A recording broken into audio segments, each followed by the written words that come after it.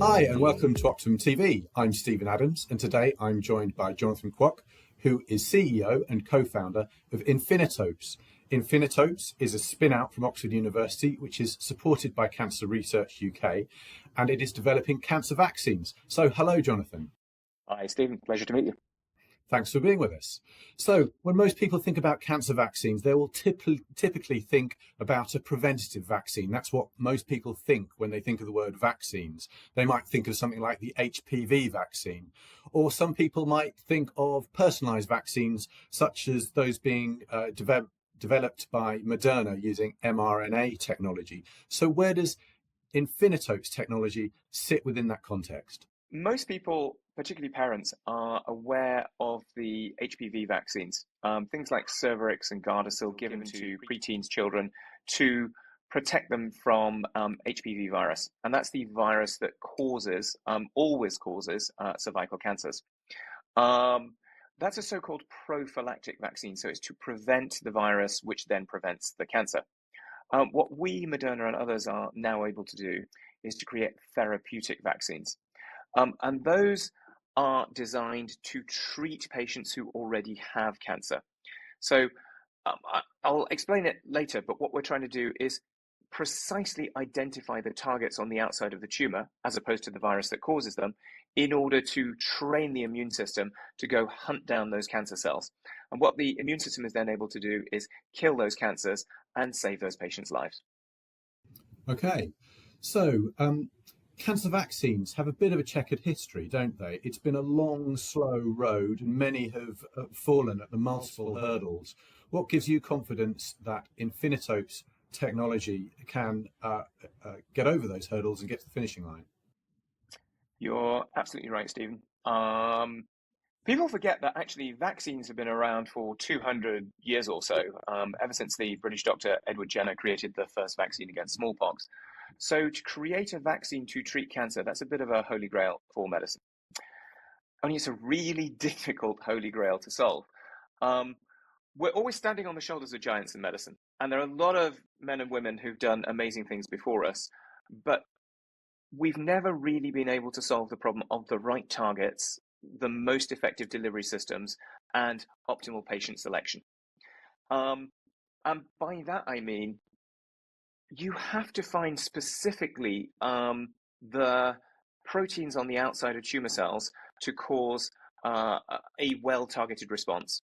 You have to use the best generation vector systems to drive out strong CD8 T cell immunity. And then you have to do it for those patients most likely to respond. And what we've done at Infinitopes is we've taken an approach to solve all of those problems. So in targeting, we do something called precision immunomics to identify synergistic combinations of the best targets on cancer. For vectors, we use our proprietary delivery system, which drives out durable CD8 T cells to drive out long-standing protection. And for patients, we've changed that dogma of typically cancer trials would enroll late-stage patients with advanced cancer and often metastases. And those patients have typically very poor immunity. So instead, we're taking newly diagnosed patients, and those are the patients with the strongest immune responses, and we treat them to protect them to prevent their cancers coming back. Okay, great. Well, let's take those in turn. Let's talk about the targets, the cancer antigens to start with. And please outline your technology in a little bit more detail and the important factors when trying to pick the right targets. What are the important factors, and how does your technology ensure that the antigens that you're identifying express those important factors? Super. Thank you very much, Stephen. This is really the core of the problem. So when you look at what others are doing, for example, Moderna, BioNTech, the way most people find tumor targets is they go back to the DNA, so the genetic information, the mutated genetic information for the tumor. The problem with doing that is only 2% of that DNA is ever turned into a protein. Even the DNA that's turned into a protein is cleaved up by the cellular machinery, immunoproteasomes, and then there's a competition for presentation on the outside of the tumor cell in MHC1, and that is what triggers the immune response. So there are a lot of hurdles that sequencing has to undergo to impute, predict, or guess what the correct targets are. What we do instead is we use something called precision immunomics. And what precision immunomics is it looks at the outside of tumor cells, interrogates the outside of tumor cells, looking for the MHC1, and then looking for the 8 to 12 mer short peptide sequences that are being presented from the tumor to cause immunity. We can do that better than anyone else on the planet, and we see many more targets. So what we're able to do is use that data to use our longer target lists to find those epitopes or immune sequences which are going to drive the strongest immune responses in combination. And you can imagine we use a lot of AI, machine learning, neural network, computational immunobiology to find the targets which are more present on more patients, which have the strongest immune responses, and we then apply those in our vaccines. Interestingly, other companies can use our targets in alternative modalities. For example, cell therapies, TCR, bispecifics. We can find the best targets, we'll use them in vaccines, but we're very happy to work with partners to use them in other systems. Okay, great. So let's assume that you've got the best targets. Then you've got to make sure they get to the right place. You've got to deliver them. Tell me about your vector delivery system. And also, if you could outline what evidence you have generated so far that it works. Sure. This is really important because it's the proof of the pudding, if you like. We use a well-established viral vector delivery system. And in our hands, this viral vector delivery system drives out durable, long-standing CD8 T cell protection. And those T cells are the ones which are widely known to protect patients against their cancers. Other systems, for example, mRNA, require adjuvanting, so something else to stimulate the immune system.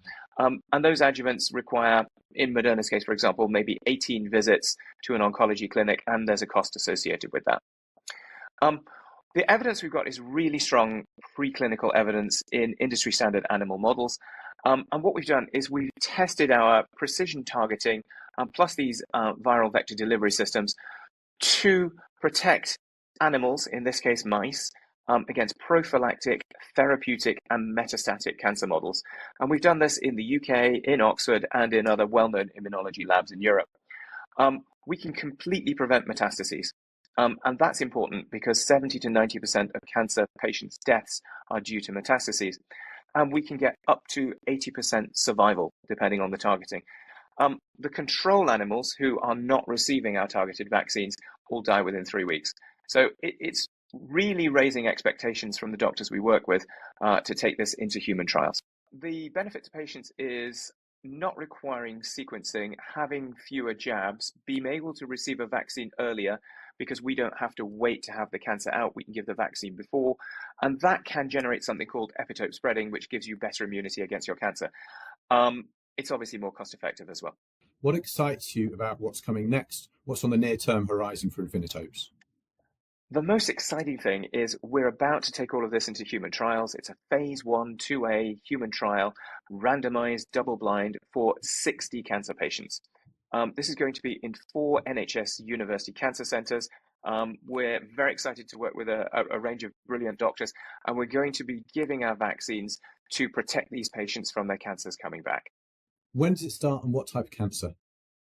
It's in esophageal adenocarcinoma, and the reason we picked that cancer is because even after current best standard of care, which today is chemotherapy, surgery, chemotherapy, half of those patients will still die 2 to 3 years after treatment. So we want to give our precision targeted vaccines to prevent those cancers coming back. Did I say it's starting in March, April? It's starting in March, April 2025. Okay. Couldn't be more excited. And this is proof of concept. You hope to go into other cancers after this?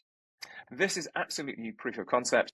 This is in a really important cancer, which is a top 10 cancer killer in the United Kingdom. But we have 4 other cancers where we are working with hospitals to get tissue to analyze those to find the best synergistic targets. And we'll be working with 4 more cancers over the coming years. Jonathan, thanks very much indeed. Stephen, it's been a pleasure. Merry Christmas.